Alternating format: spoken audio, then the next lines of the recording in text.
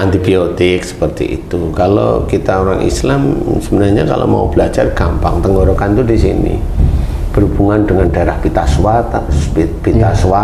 Untuk nelen itu kadang-kadang kok kayak agak sulit ya, tapi masuk itu. Nah, itu insya Allah berhubungan dengan suara sebenarnya yang daerah sini, suara yang tertahan. Pita suara. Iya, di daerah suara istilahnya ya, memang itu di pita suara, tapi daerah suara di situ, suara yang tertahan, sehingga di situ ada radang.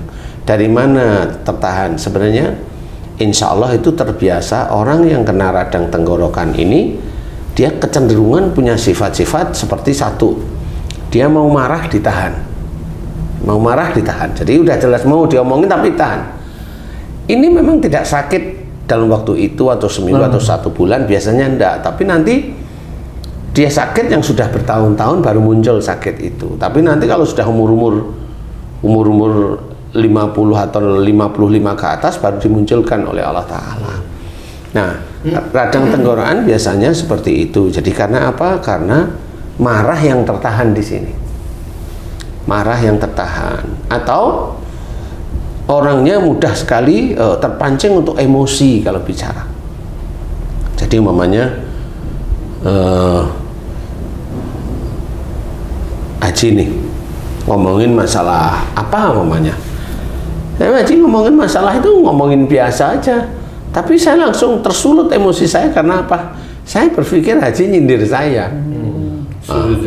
Suuzon. Akhirnya saya langsung ngomong secara langsung, jeder, Haji ngomong, loh saya enggak ini Ustaz, saya hanya ngomong biasa. Akan diem dulu nih saya, tapi kan masih marah nih, yang tersimpan di daerah sini. Gitu ya.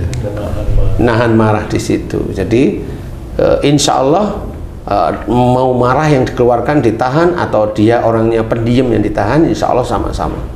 Itu insya Allah akan terjadi radang tenggorokan. Nah, bagi orang-orang tertentu, bagi orang yang ibadahnya bagus, kemudian iman kepada Allah Ta'alanya kuat, amal solehnya cukup besar, itu kalau orang itu emosi dalam kondisi ibadahnya bagus, imannya kuat, amal solehnya banyak, dia hari ini emosi, hari ini siang nih, insya Allah sore atau malam dia sudah nggak nyaman.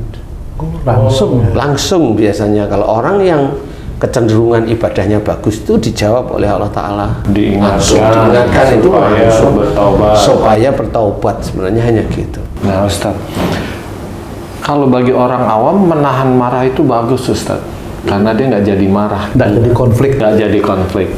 Nah, bagaimana menahan marah ini tidak menimbulkan penyakit Ustadz? Harus bagaimana? Sebenarnya gini, memang diceritakan dalam Quran itu bahwa salah satu orang yang menahan amarah itu termasuk orang yang takwa. Wasari'u ila maghfiratin min rabbikum wa jannatin arduha samawati wal ard u'iddat lil muttaqin alladziina yunfikuna fis sarai wad dara wal qadiminal ghaidh. Wal qadiminal ghaidh. Nah, kemudian teruskan wal afina anin nas. Ini bisa menjadi satu kesatuan atau satu dulu. Nah, pada saat orang yang menahan amarah, ini bukan marah yang diem di sini, bukan seperti itu. Jadi orang yang menahan amarah itu yang harus dijelaskan untuk orang Islam dan semua manusia kalau mau paham, itu adalah dia itu tahu masalah itu bisa menjadikan marah, tapi dia lebarkan agar marah ini tidak muncul. Itu yang dinamakan menahan marah. Oh gitu. Jadi bukan marah itu sudah di sini kemudian ditahan-tahan, itu bukan itu maksudnya. Jadi tahu kalau dia itu mau marah di titik itu, tapi dia langsung enggak, saya enggak marah, saya memilih tenang, santai. Kemudian kalau dia mau emosi langsung istighfar, astagfirullahaladzim. Istighfar kepada Allah Ta'ala, mohon ampun kepada Allah Ta'ala. Nah itulah itu namanya menahan marah. Nah kalau yang menahan marah seperti Ustaz tadi, udah jengkel, udah merah muka, dada udah berdebar-debar, untuk kembali normal itu harus gimana, Ustaz? Istighfar. Istighfar. Kalau itu bukan menahan marah, itu marah yang belum dikeluarkan. Nah, maksudnya seperti itu, Ustaz. Menahan marah itu tahu kalau ini bisa jadi marah, itu malah enggak jadi. Malah sebelum nahan tadi itu ya Pak? Iya, sebelum nahan. Kalau itu kan marah yang belum dikeluarin aja kan gitu. Marah yang ditahan. Marah yang ditahan, bukan menahan marah ya. Marah ditahan. Itu supaya nggak terjadi musibah pertempuran dari istighfar, Ustaz. Itu istighfar, mohon ampun. Boleh kalau di kita itu adalah duduk. Atau mandi sekalian ya, Ustaz. Atau mandi sekalian, atau berwudu, atau sholat, itu yang diajarkan itu seperti itu. Tapi intinya bukan di titik itu juga. Kita harus paham bahwa marah ini dilarang oleh Allah Ta'ala. Seperti itu, marah itu dilarang. Jadi udah paham marah itu dilarang. Sama seperti kita orang Islam itu harus sholat wajib, jadi kerjain. Jadi jangan udah tahu wajib nggak dikerjain, kan seperti itu. Marah itu juga jelas. La taktub walakal jannah. Walaupun kalimatnya itu menurut banyak orang tidak jelas, ya menurut saya itu jelas. Jangan marah, bagimu surga. Makanya orang Islam itu banyak yang marah karena apa? Karena taunya jangan marah, bagimu surga. Kalau memang dijelaskan bahwa kalau marah berarti kamu masuk neraka, nah orang akan berpikir gitu loh. Jelaskan itu terus-menerus kepada saudara-saudara kita. Islam, mudah-mudahan dia belajar, kan gitu. Kalau dia itu maunya, kalau ditanyain kamu besok mati masuk surga apa neraka, ya jawaban lisan ya surga. Marah itu tidak boleh, nggak bisa. Marah itu kan haknya setiap orang. Nggak ketemu terusan. Kadang orang, Ustadz, untuk melampiaskan kepuasannya dengan marah itu surganya diabaikan, karena surga itu kan gaib, Ustadz. Belum tahu rasanya seperti apa. Lain lagi kalau udah tahu rasanya pasti dia akan membandingkan. Ini memang nggak perlu surga yang gaib. Ini aja deh. Haji itu punya istri yang nurut aja sama haji, gimana sih rasanya? Surga banget ya. Kan itu nyaman, seneng, nyaman gitu. Coba kalau istrinya nyuruh mulu, disuruh nggak mau, itu kan jengkel. Itu aja belum masuk ke surga aja udah ngerasain. Kalau oh iya punya istri sudah sehatin mau, ini mau, disuruh apa-apa mau, ikhlas dan sebagainya, nyenengin hati suami, nyenengin fisiknya suami. Lah kan seneng di sini. Walaupun itu belum surga loh. Kadang orang pengen marah itu baunya surga aja udah nggak mau nyium, Ustaz. Aku mau cerita marah di dunia, baunya surga. Ya istilahnya nggak ada halangan lagi deh yang untuk menghambat marah itu, nafsunya dipelihara. Ya, karena memang dia kajiannya hanya kajian seneng-seneng. Kajian seneng-seneng itu apa? Dikit-dikit surga, dikit-dikit surga, dikit-dikit surga. Jadi dia lupa dia. Jadi jangan. Memang harus dikasih pagar. Pagar itu adalah tauhid, ibadah, kemudian hukum-hukum atau fikih dan sebagainya. Itu kan bisa kita pelajari. Oh nggak boleh begini, oh nggak boleh begini, seperti itu. Sehingga pagar untuk menjadikan kita itu mau marah itu jelas. Seperti itu. Orang itu kan nggak pernah tahu kalau marah terus itu jadinya stroke, atau marah terus itu koroner, jantung koroner, marah terus itu kanker. Marah terus itu begini, marah terus itu nggak pernah diceritain. Karena apa? Memang nggak ada yang tahu.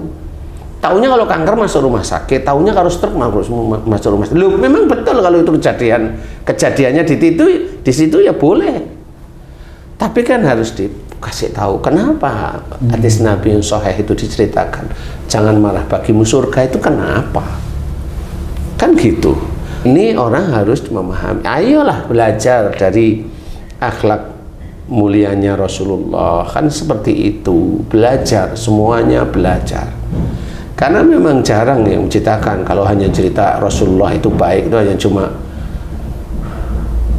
ya begitulah, Masya Allah, hanya gitu. Masya Allah, pulang udah gebuk-gebukan lagi dengan istrinya, kan begitu. Jadi memang harus diketahui bahwa radang tenggorokan itu dari marah yang tersimpan di tenggorokan, mau dipijak, mau diomongkan, mau diledakkan, tapi dia tahan. Nah itu nanti hasilnya radang tenggorokan.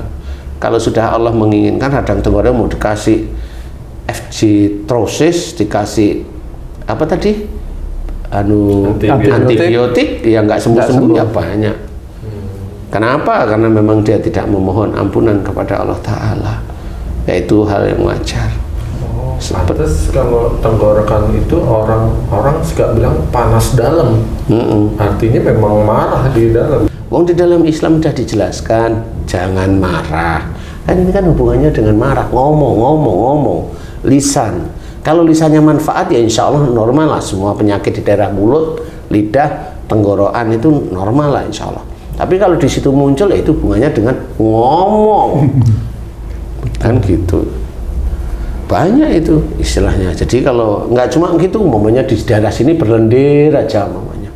Itu banyak omongan yang memang tidak berguna.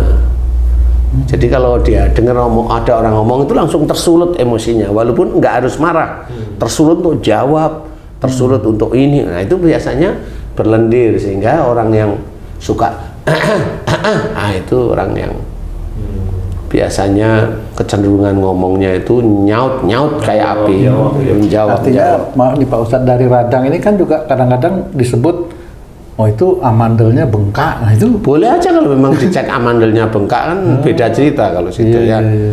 Boleh aja nanti amandelnya diambil, boleh aja. Kalau namanya saya nanganin anak-anak kecil yang amandelnya besar-besar itu ya saya cuma ngasih tahu orang tuanya, udah jangan berdua, jangan marah-marahan deh. Hanya gitu aja. Orang tuanya paham, mulai hari ini dah niat bener, sehari, 2 hari, 3 hari amandelnya mulai kempas, selesai. Dan kita secara islami, nah secara islami itulah kita kembalikan pada hukum-hukum Allah. Kalau kempes dari mana? Emang jin bisa jadiin kempes amandel? Enggak bisa, itu Allah, karena malaikat itu ada banyak di tubuh manusia, tinggal malaikat itu patuh pada perintahnya Allah. Kalau memang si suami dan istri, ayah dan ibunya si adik itu berjanji pada Allah Ta'ala untuk tidak ngambekan, tidak marah, tidak menyimpan marah dan sebagainya, dilihat oleh Allah Ta'ala kesungguhan suami istri. Kalau memang oh iya sungguh-sungguh benar, kalau ini langsung dihilangkan. Memang anak itu belum ada dosa kalau belum akil balik. Ringan sebenarnya cara menyelesaikan secara islami, ringan, kadang nggak butuh biaya, kan gitu ya. betul Pak Ustadz. Nah inilah yang harus kita ketahui, belajar. Jangan emosi, jangan marah, karena marah ini jadi penyakit, nggak cuma di dunia, di akhirat. Jangan marah, bagimu surga. Kalau marah terus, dan marah ini orang-orang Islam rata-rata, atau banyak orang bukan cuma orang Islam, rata-rata marah itu sudah menjadi makanan sehari-hari, ya kebutuhan. Sudah menjadi kebutuhan itu. Kadang-kadang kan harga diri saya diinjak-injak lah, itu marah jadinya. Biarin aja, harga diri diinjak-injak itu nggak perlu marah, biasa aja kan gitu ya. Yang merasa punya harga diri kan ya yang marah itu sendiri. Kalau momennya kita itu merasa benar dan kita diinjak-injak itu hanya berpikir bahwa oh itu ujian dari Allah Ta'ala, sudah nggak apa-apa, saya mau ngomong mau ini kayaknya nggak bisa, terima aja itu, ikhlas karena Allah Ta'ala. Nanti Allah paling tersenyum. Ini orang diinjak-injak harga dirinya, dijelek-jelekin, difitnah dan sebagainya, dia santai, nggak pernah punya pikiran apa-apa. Nanti Allah akan memuliakan dia juga ya? Nah dari situlah masuklah hadis kepada orang tersebut, orang yang difitnah, orang yang dijelek-jelekkan, yaitu amal soleh orang-orang yang memfitnah, menjelekkan itu diberikan kepada dia kalau orang itu punya amal soleh. Kalau orang yang menjelekkan tidak punya amal soleh, langsung dosanya itu diberikan kepada dia. Apa yang tidak enak untuk akhirat? Kalau di dunianya dapat apa Ustaz? Di dunianya kalau dia memang sabar, biasanya nanti ini orang sudah punya tipikal dia amanah. Nah, biasanya orang seperti ini nanti kalau dia itu dibarengin dengan ikhtiarnya baik, biasanya rezekinya diangkat oleh Allah Ta'ala. Dia ikhtiarnya baik, dia tidak malas istilah dia ikhtiar. Biasanya nanti diberi oleh Allah Ta'ala itu titiknya rezekinya di sisi harta, biasanya seperti itu. Kalau mau udah telat gitu, wah umur saya udah pensiun gini mau gimana? Iya sudah terima aja. Nggak usah punya pikiran ngalah dengan istri, ya nggak bisa. Ya, istri ya dipilih-pilih sendiri kan gitu. Wah, saya didolimi dengan istri saya, maunya apa? Artinya ikhtiar itu tidak mengenal usia gitu loh, Ji. Tapi bener ya, banyak pelajaran ini yang bisa didapat, Ji. Jadi radang tenggorokan hanya mohon ampun kalau sering menyimpan marah di sini. Kemudian kalau sudah berlendir, itu lendir itu di situ. Berarti memang sehari-hari berarti punya sifat yang kaku di dalam berbicara, emosional di dalam berbicara, ada emosional, ada kaku, ada egois. 3 titik itu di dalam pembicaraan atau dalam bicara. Nah di situ pasti, nah itu biasanya. Itu kalau ada stres sebentar atau dia kaget biasanya langsung nggak sadar dia pasti. Itu nggak sadar. Nah orang lain yang pintar membaca, dia stres dengan pertanyaan saya ini, tahu jadinya bahwa oh dia bener nih gitu. Kalau kaku dalam bicara itu maksudnya nggak mau kalah seperti itu, Pak Ustaz? Jadi gini nih, kalau kaku dalam berbicara itu nggak mau kalah juga bisa. Pegang prinsipnya kuat. Pegang prinsipnya kuat, gitu. Padahal prinsipnya juga nggak harus dipegang, nggak apa-apa sebenarnya. Oh, karena yang diomongkan itu malah sesuatu yang nggak manfaat. Jadi kaku-kakuan di titik itu, gitu. Malah orang lain susah untuk ngasih apa ya, nasihat ya. Iya, nggak bisa. Agak sulit. Nah itu kan kaku di dalam bicara, kaku prinsipnya merasa benar dan sebagainya itu. Kemudian ngomongnya juga nggak enak itu ya, sama itu di sini lendir semua di situ. Nah itu coba bagi yang teman-teman dulur-dulur beriman yang seperti itu, mohon ampun aja pada Allah Ta'ala, dilihat sehari 2 hari kalau serius mohon ampun, kemudian belajar lebih tenang, nggak banyak bicara. Kemudian kalau bicara yang manfaat, senyum boleh, bukan terus diem gitu, enggak, senyum boleh, bicara pun boleh asal bicaranya nggak kelewatan ngawur. Insya Allah lendir ini akan hilang. Mudah kok insya Allahnya itu. Insya Allah. Mudah-mudahan bisa manfaat. Wallahu a'lam. Alhamdulillah.